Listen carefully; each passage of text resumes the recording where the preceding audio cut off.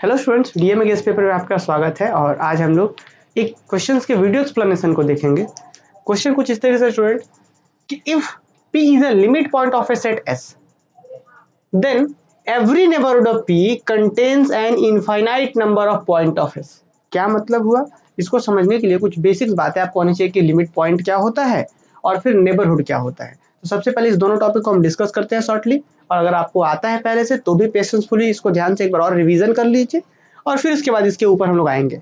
देखिए student, neighbourhood का definition हमने क्लासेस में तो बहुत डिटेल में बताया है, पर हम आपको यहाँ पे सीधा सीधा एप्सिलॉन नेबरहुड जो आपको यहाँ पे जरूरत पड़ेगा वो समझाते हैं। देखिए जैसे मान के चलिए 2 कोई एक पॉइंट है, कोई रियल नंबर है, ऑब्वियस है कि 2 यहाँ पे रियल नंबर, मान लीजिए यहाँ पे 0 फिर 1 फिर यहाँ पे 2 है। तो नेबरहुड क्या होता है? सिंपली अगर साधारण शब्दों में समझा जाए तो 2 से थोड़ा पीछे कर दिए हम, मतलब 2 से थोड़ा घटा दिया, मतलब 2 माइनस एप्सिलॉन। एप्सिलॉन क्या है? जस्ट एक पॉजिटिव क्वांटिटी है। 0.1 हो सकता है, 0.2 हो सकता है, कुछ भी, एकदम स्मॉल पॉजिटिव क्वांटिटी है एप्सिलॉन। तो 2 से थोड़ा पीछे और थोड़ा आगे, ये जो नेबरहुड, ये जो ओपन इंटरवल बना ना, इसी ओपन इंटरवल को बोलेंगे 2 का नेबरहुड है। क्लियर? रफली बता रहे हैं हम, ये क्लासेस में और डिटेल में बताया गया है। जैसे 2 यहाँ पे है तो 2 में से थोड़ा घटा दिए, 2 में से थोड़ा आगे चले गए, तो this is an neighbourhood of 2। Example के लिए 2 का एक नेबरहुड बना देते हैं कि 2 में से थोड़ा 0.1 घटा दिए, मतलब 1.9 आएगा, 1.9 से 2.1, this is an neighbourhood of 2। अब और भी नेबरहुड बना सकते, जरूरी नहीं कि सिर्फ एक ही नेबरहुड होगा, इनफाइनाइट नेबरहुड होते हैं। तो किसी एक पॉइंट के इनफाइनाइट नेबरहुड होते हैं। अरे बस समझ में। चलिए, तो ये बात मुझे लग रहा है कि आप लोग नेबरहुड समझ गए होंगे। अब एक आते हैं लिमिट पॉइंट क्या होता है जी। ये तो नेबरहुड समझ गया। लिमिट पॉइंट क्या होता है? जैसे मान चला जाए कि रियल नंबर P, कि P कोई एक रियल नंबर है, जैसे यहाँ पे क्या था, 2 एक रियल नंबर था, उस तरीके से मान लेते कोई P एक कोई रियल नंबर है। तो a real number P is said to be limit point of a set S, कि कोई सेट S है, कोई एगो S क्या है, कोई एक सेट है। तो बोला गया है कि कोई रियल नंबर P किसी सेट S का लिमिट पॉइंट कहलाएगा। फिर से ध्यान से सुनिएगा डेफिनेशन इसका। A real number P is said to be limit point of a set S if every neighborhood of P contain at least one point of S other than P। क्या मतलब हुआ स्टूडेंट? यहाँ पे थोड़ा सा जल्दी समझते हैं कि S कोई एगो क्या है, एगो सेट है, ठीक। अब बोला गया है कि ये जो स्मॉल p जो रियल नंबर है, ये p इसका लिमिट पॉइंट होगा कब? जब इसका हर नेबरहुड, चाहे छोटा नेबरहुड बनाइए, आपने देखा था ना कि नेबरहुड तो इतना बड़ा बना सकते थे, इतना बड़ा भी बना सकते थे, इतना बड़ा भी बना सकते थे, इतना बड़ा बना सकते थे। तो कोई भी नेबरहुड बनाइए, इस सेट S का कम से कम एगो पॉइंट, कम से कम एगो पॉइंट कंटेन करेगा ही करेगा, कम से कम एगो कंटेन करेगा। एक के अलावा ज्यादा कर सकता है, पर कम से कम एगो करेगा, और वो खुद के अलावा होना चाहिए, इसके अलावा, खुद के अलावा, अदर देन P।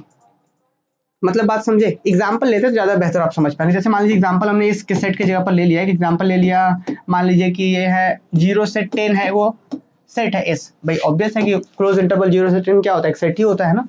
भाई ये क्या होता है? Close interval. मान लीजिए यहाँ पे 0 है और यहाँ पे 10 है, तो क्या है जी? ऑब्वियस आप समझ पा रहे हो ये सेट ऐसा है। अब क्या हम बोलते हैं, हम आपसे क्वेश्चन करना चाह रहे हैं कि चेक करिए क्या 2 एक रियल नंबर इस सेट का लिमिट पॉइंट है? तो हाँ, 2 जो है इसका एक लिमिट पॉइंट है। पता है क्यों? क्योंकि आप सभी बच्चों को पता है कि 2 कहाँ पे होता है जी। तो 2 होता है यहाँ पे, 0 1 2 यहाँ पे होता है। अब 2 के ऊपर कोई भी नेबरहुड बनाइए, इस 2 के ऊपर इतना बड़ा सा नेबरहुड बना दीजिए। ये जो नेबरहुड बनेगा, इस नेबरहुड के अंदर क्या S का कम से कम एक मेंबर है? बोलेंगे हाँ सर बिल्कुल है, वो 2 खुद है, लेकिन खुद के अलावा भी कम से कम एक होना चाहिए। तो हाँ जी, यहाँ पे देखिए ये वाला नंबर यहाँ पे पॉइंट है भैया, ऑब्वियस है 2 से थोड़ा पीछे बहुत सारे पॉइंट है। इधर रियल नंबर लाइन पे तो इनफाइनाइट पॉइंट होते हैं ना किसी दो के बीच, तो ऑब्वियस है कि यहाँ इस 2 से थोड़े कम पे और ज्यादा पे जो अभी आप नेबरहुड बनाएंगे उसके बीच में इनफाइनाइट पॉइंट है इसका। एस तो 0 से 10 पूरा था ना, तो इनफाइनाइट पॉइंट है। अब इतना बड़ा बनाइए, इतना बड़ा बनाइए तो भी इनफाइनाइट पॉइंट होगा, इतना बड़ा बनाइए तो भी इसके इनफाइनाइट पॉइंट्स होगा। कम से कम एक हो जाए तो लिमिट पॉइंट हो जाएगा। आप देख रहे हैं कि इनफाइनाइट पॉइंट्स होने लग रहा है, तो 2 is a limit point of set S। तो यही डेफिनेशन था कि लिमिट पॉइंट। मुझे लग रहा है कि अब आप लोग समझ गए होंगे कि लिमिट पॉइंट होने के लिए क्या होना चाहिए था। कि लिमिट पॉइंट क्या होता है जी? A real number P is said to be limit point of a set S। किसी सेट का S का लिमिट पॉइंट कहलाएगा P। कब कहलाएगा? If every neighbourhood of P, उस पॉइंट का हर एक neighbourhood contain at least one member of S, कम से कम एक मेंबर कंटेन करना चाहिए। तो this is the actual definition of limit point. पर अब आपने एक एग्जांपल यहाँ पे तुरंत ही देखा, आपने यहाँ पे एक एग्जांपल देखा कि एक सेट ऐसा था, 2 इसका लिमिट पॉइंट था। तो आपने देखा एक बात कि अगर कोई लिमिट पॉइंट हो जाता है ना, तो इसका नेबरहुड में सिर्फ कम से कम एक ही पॉइंट नहीं, इनफाइनाइट पॉइंट कंटेन करने लगता है। देखिए लिमिट पॉइंट होने के लिए क्या होता है, कम से कम एक पॉइंट कंटेन करना चाहिए था। लिमिट पॉइंट होने के लिए कम से कम एक पॉइंट कंटेन करना चाहिए था। पर अगर लिमिट पॉइंट हो रहा है तो आप देख रहे हैं एक चीज कि हर बार क्या हो रहा है, इनफाइनाइट पॉइंट कंटेन कर रहा है। जैसे इतना बड़ा हम नेबरहुड बना दिए तो इसका कितने पॉइंट है, इनफाइनाइट पॉइंट है भाई। कि इंटरवल के नंबर लाइन पे कितना भी छोटा सा जगह पे चले जाइए आप, इनफाइनाइट पॉइंट रहता है। इतना बड़ा बना दिए तो भी इनफाइनाइट पॉइंट, इतना बड़ा है तो भी इनफाइनाइट पॉइंट, कितना भी छोटा कर दिए तो भी इनफाइनाइट पॉइंट। तो आपने एक चीज यहाँ पे ऑब्जर्व करा, डेफिनेशन तो कहते हैं कम से कम एक पॉइंट कंटेन करेगा तो लिमिट पॉइंट हो जाएगा, ठीक है। लेकिन लिमिट पॉइंट अगर हो रहा है तो इनफाइनाइट पॉइंट कंटेन करने लग रहा है। अब यही चीज तो थ्योरम बोला गया, यही थ्योरम बोला है यहाँ पे आपसे, क्या बोला है कि if p is a limit point of a set S, कि अगर p इसका लिमिट पॉइंट है, होने के लिए क्या होता है कि कम से कम एक पॉइंट कंटेन करना चाहिए था। अब थ्योरम कहता है if p is a limit point of set S, then every neighbourhood of p contain an infinite number of point of S। समझिए बात, लिमिट पॉइंट होने के लिए तो कम से कम एक ही पॉइंट होना चाहिए था p के अलावा। लेकिन अब कहता है कि अगर p लिमिट पॉइंट है सेट S का, then every neighbourhood of p, कि p का हर एक नेबरहुड, छोटा बड़ा और बड़ा कितना ही बड़ा बना दीजिए, तो जो हर एक नेबरहुड होगा p का वो कंटेन करेगा सेट S का infinite number of points. Clear जी। इसको समझने के लिए हम लोग यहाँ पे बस जो सेम चीजें हमने डिस्कस करा है उसी का मदद लेंगे। अब आइए इसको हम लोग प्रूफ कैसे करेंगे। हमने क्या लिखा है प्रूफ में, हमें प्रूफ क्या करना चाहिए कि p का कोई भी नेबरहुड बनाएंगे और अगर वो लिमिट पॉइंट है तो p का जो भी नेबरहुड बनाएंगे, मान लीजिए p से थोड़ा पीछे थोड़ा सा आगे चले गए, तो जो भी नेबरहुड बनाएंगे ना S का इनफाइनाइट पॉइंट कंटेन करेगा। यही हमें प्रूफ करके दिखाना है। तो चलिए हम क्या लिख रहे हैं कि let p be limit point of set S। हमने ये मान लिया कि जो p है वो लिमिट पॉइंट है सेट S का, तो कोई दिक्कत नहीं है यहाँ तक बच्चों। अब नेक्स्ट क्या हम लिख रहे हैं कि therefore every neighbourhood of p will contain at least one member of set S other than p। भाई ये तो हम डेफिनेशन जानते हैं ना जी, हम डेफिनेशन क्या जानते हैं कि अगर p लिमिट पॉइंट है तो कम से कम एक पॉइंट कंटेन करता होगा। इसके अलावा डेफिनेशन से हम प्रूफ करेंगे कि अगर लिमिट पॉइंट है तो इनफाइनाइट पॉइंट कंटेन करेगा, ये हम प्रूफ करेंगे। बट इतना तो हम अभी तुरंत डेफिनेशन में सीखा था हमने कि अगर लिमिट पॉइंट है तो कम से कम एक पॉइंट कंटेन करता है, डेफिनेशन यही कहता है। तो वही हमने यहाँ पे कहा कि अगर p लिमिट पॉइंट है सेट S का, therefore every neighbourhood of p contain at least, कम से कम at least one member of S other than p। Clear. अब हम क्या करते हैं जी, वो p का नेबरहुड बनाते हैं। तो हमने लिखा let g equal to p minus epsilon से p प्लस एप्सिलॉन, जहां पे एप्सिलॉन ग्रेटर देन 0 है। अभी एप्सिलॉन छोटा लेंगे तो छोटा नेबरहुड, एप्सिलॉन बड़ा लेंगे तो बड़ा नेबरहुड। मतलब this represents neighbourhood of p। ये p का नेबरहुड को बता रहा है, p से थोड़ा पीछे थोड़ा आगे। मुझे क्या प्रूफ करना है, we have to show that, हमें ये प्रूफ करना है जी कि इस नेबरहुड के अंदर, कौन से नेबरहुड के अंदर, इस वाले नेबरहुड के अंदर, देखिए जरा ध्यान से, इस वाले नेबरहुड के अंदर यहाँ पे p माइनस एप्सिलॉन है और यहाँ पे p प्लस एप्सिलॉन है, यही ना। हम ये दिखाना है कि इस नेबरहुड के अंदर सेट S का इनफाइनाइट पॉइंट है। समझे मेरी बात, यहाँ पे यही ना था कि हमने क्या दिखाना था कि p का हर एक नेबरहुड इनफाइनाइट पॉइंट कंटेन करे सेट का। तो हमने p का एगो नेबरहुड मान लिया, ये वाला इतना बड़ा नेबरहुड माना। आप बोलेंगे कि सर और छोटा नेबरहुड हो सकता है ना, बिल्कुल हो सकता है। आर्बिट्ररी हमने लिया जी एप्सिलॉन, अगर एप्सिलॉन छोटा लेंगे तो छोटा बना देगा, बड़ा लेंगे तो बड़ा बना देगा, पर जो भी बन रहा होगा p माइनस एप्सिलॉन से p प्लस एप्सिलॉन नेबरहुड बन रहा है। इस नेबरहुड के अंदर सेट S का इनफाइनाइट पॉइंट कंटेन करना चाहिए, आपको प्रूफ करके दिखाना है। ठीक, चलिए ठीक है, हम प्रूफ करेंगे कि इसके अंदर इनफाइनाइट पॉइंट है। इसी चीज का हमने नाम दे दिया है g, इस इंटरवल का नाम हमने g दे दिया, तो कोई दिक्कत नहीं है, नाम नहीं भी देंगे तो चलेगा। हमें दिखाना था कि इस इंटरवल के अंदर इस S का इनफाइनाइट पॉइंट है।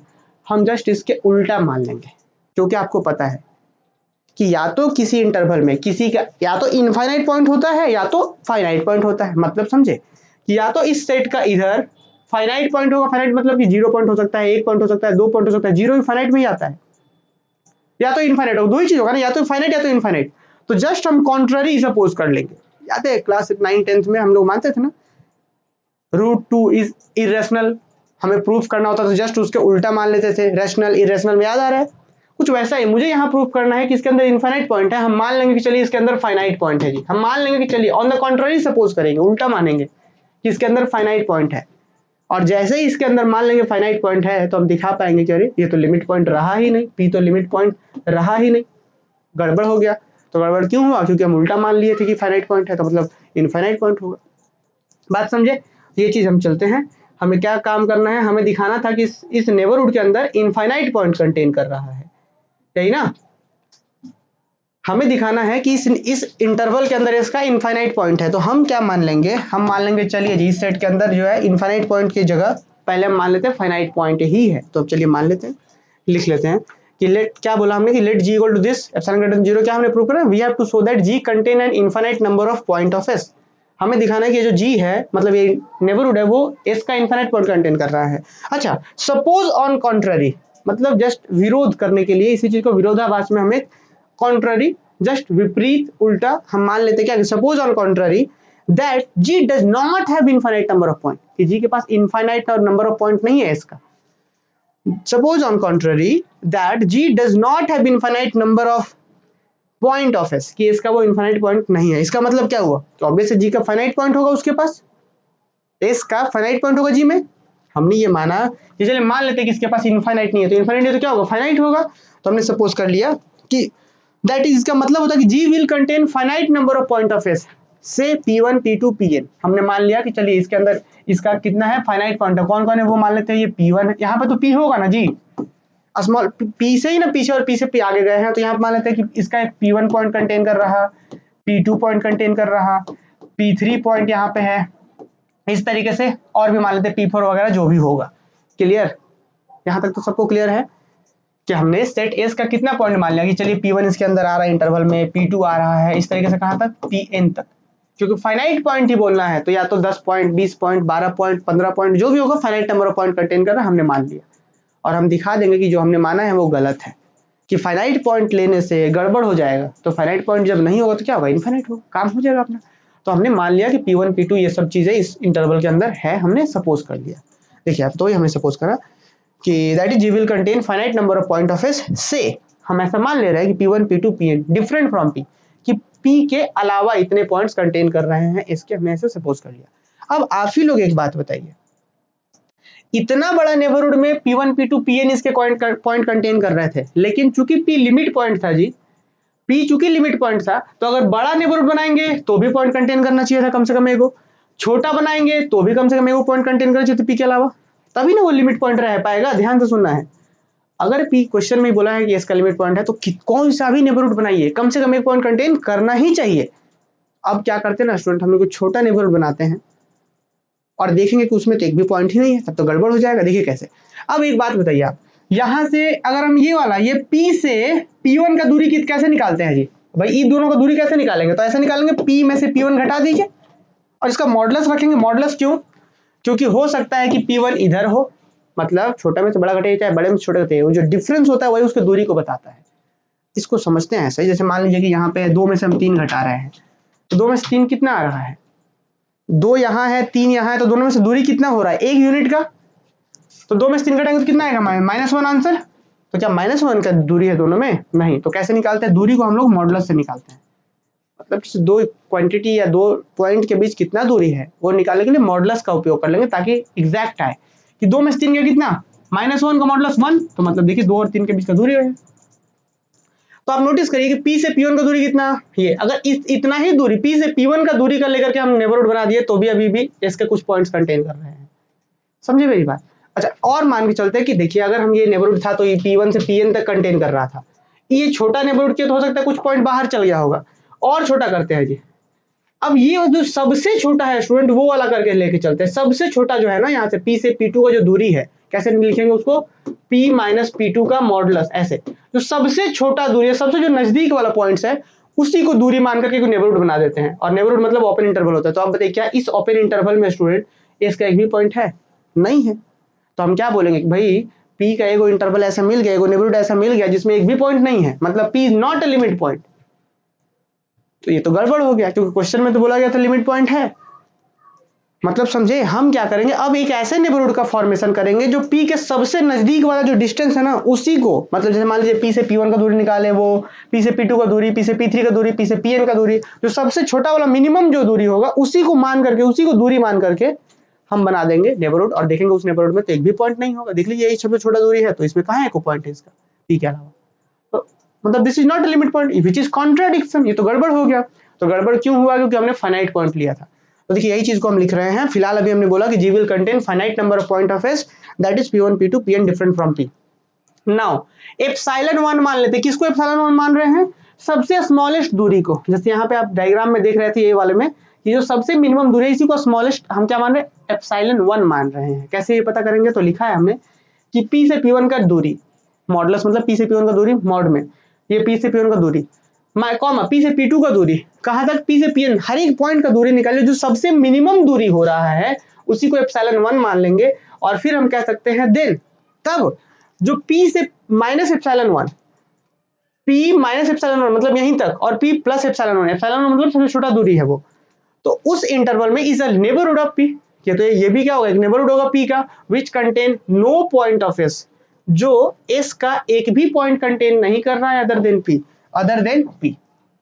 तो देखिए वही लिखा हुआ है कि अगर ये लेंगे, ये वाला दूरी से बनाएंगे तो एक भी पॉइंट कंटेन नहीं कर रहा है अदर देन P, तो सो P is not a limit point, ये तो गड़बड़ हो गया, ये तो पॉइंट नहीं हो रहा है, सो P is not a limit point, क्या ये गड़बड़ नहीं है, तो लिख रहा है कि दस वी अराइज अ कॉन्ट्रडिक्शन, ये तो कॉन्ट्रडिक्शन हो गया, hence our supposition is wrong, हमारा सपोजिशन क्या था कि उसके इंटरवल में यहाँ पे हमने माना था फाइनाइट पॉइंट कंटेन करा, तो हमारा सपोजिशन रॉन्ग हो गया, hence every neighbourhood of P contains an infinite number of point of S, हमने फाइनाइट माना और गड़बड़ हो गया तो इनफाइनाइट होगा, सिंपल, तो वही चीज लिख देना, hence our supposition is wrong, तो रॉन्ग में थोड़ा सा गड़बड़ है, ठीक है, hence our supposition is wrong, hence every neighborhood of P contain an infinite number of point of S।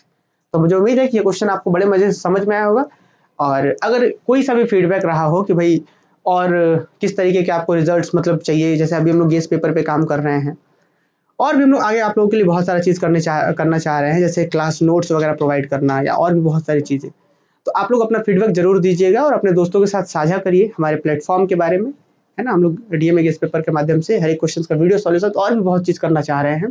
बाकी आप लोग अगले सेमेस्टर के लिए हमारे साथ जुड़ सकते हैं। इस क्लास में फिलहाल इतना ही, मिलेंगे अगले क्लास में।